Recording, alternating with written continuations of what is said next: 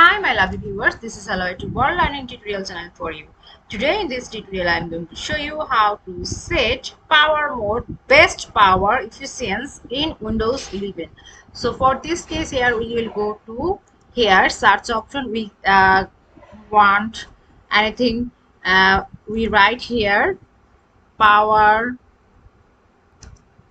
See here we can get it from directly or we can use it here. Settings, click, and the systems here, power and battery here.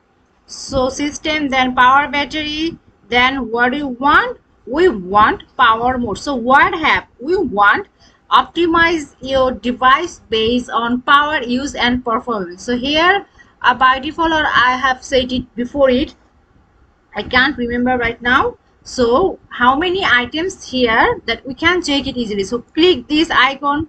So here the best power efficiency, balance, best performance. So three options has been revealed here. So we want to give the best power efficiency. I have clicked and the settings has been declared. So in this way we can do this thing. So thank you so much for watching this video. Please subscribe to this channel. Hopefully this tutorial will help you so much.